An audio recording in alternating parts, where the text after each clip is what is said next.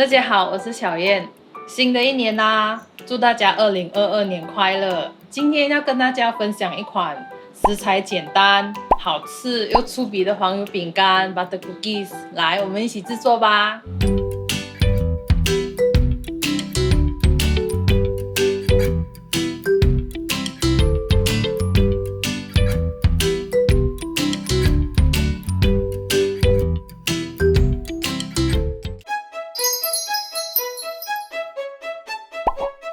先将1/4茶匙的盐放入大碗里，然后再将80克糖粉过筛进去。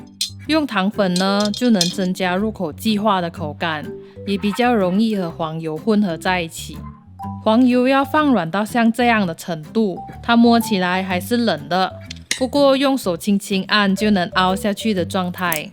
用200克的无盐黄油加进去后，先用刮刀将黄油和糖粉拌匀。这样做呢，是避免打蛋器一开，糖粉飞喷出来，也可以确认一下黄油内部已经没有硬块了。开始时先用低速，避免黄油飞出来，过后再转高速打发。不时要停下来，将边边的黄油刮下来中间。这样才能够打发的均匀哦。打发黄油是为了让饼干在烤的时候能稍微膨发，那么饼干吃起来就不会硬崩崩，才会有那种酥酥的口感。如果放的黄油太硬，空气打不进；太软到像液体那样的又抓不住空气，所以说中度软化的黄油是最理想的。黄油打发后颜色会变浅，呈现蓬松的羽毛状，分量看起来也会大多1倍。然后将150克的低筋面粉过筛进去，还有200克的玉米粉。用其他生粉，比如木薯粉和马铃薯粉也是可以的。生粉在这里的作用也是让饼干更酥松。喜欢吃脆口饼干的朋友，也可以将低筋面粉和玉米粉的分量互换哦。先用刮刀翻拌均匀，然后再用手按压成团。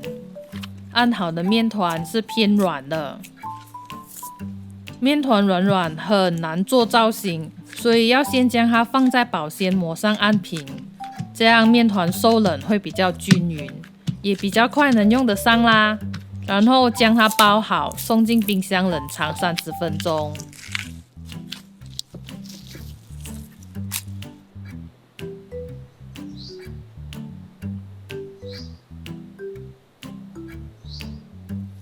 冷藏过的面团按压起来，很明显的变硬了。建议先拿一半的分量出来制作，另一半就收回冰箱里保存，不然做到后面时，面团已经变软了，也比较难做造型咯。用保鲜膜操作会比较方便，不会粘着案板和擀面棍。然后隔着保鲜膜将面团滚平，滚到有大约0.5 cm 那样的厚度就可以了。准备少许的低筋面粉，在模具沾上一些粉，那么在切割面团时就比较不会粘黏。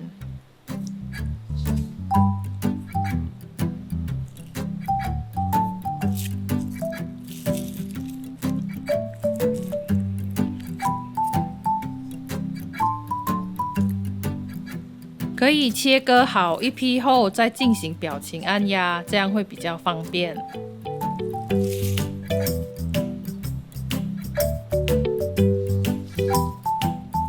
将切完的面团再重新按压滚平，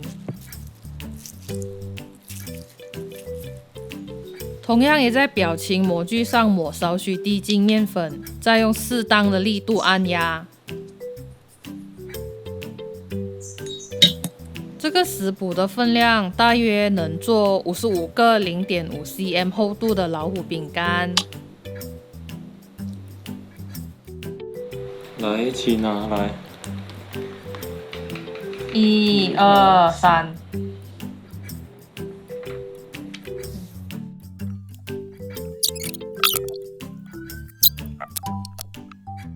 那最后一个做狮子。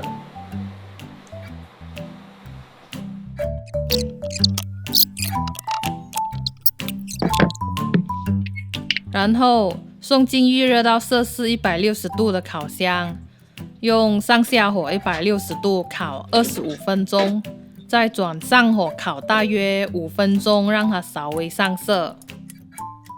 中层烤好后就拿出来，把下层的换上去。请依你烤箱的情况来调整烘烤的方式哦。烤好放凉后才装进密封的罐子里哦，这样能保存大约1个月。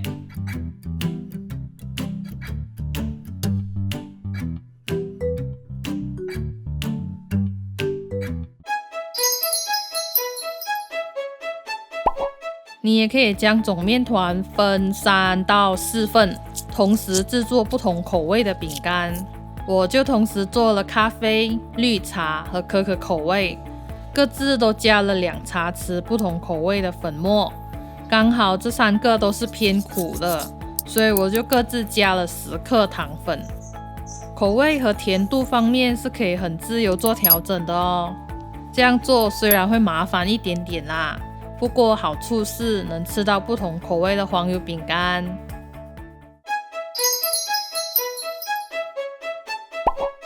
耶，butter cookies 做好啦！来吃一片看，很好吃耶！这个饼干有很浓郁的奶香味哦。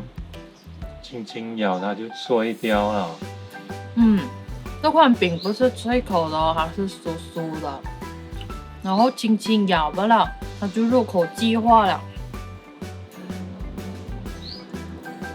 配黑咖啡或茶吃就刚刚好。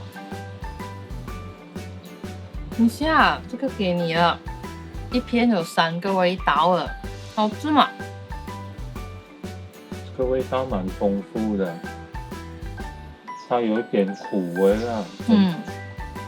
如果不能吃太苦的朋友呢，就加多一点糖粉哦。如果能吃苦的话呢，这一款饼的味道就刚刚好了。好啦，这期的分享就先到这里。好你吃好饼，好你发大财！如果大家喜欢我们这期的分享，请帮忙点个赞、订阅和分享给你的亲朋戚友哦。我们下一期再见，拜拜。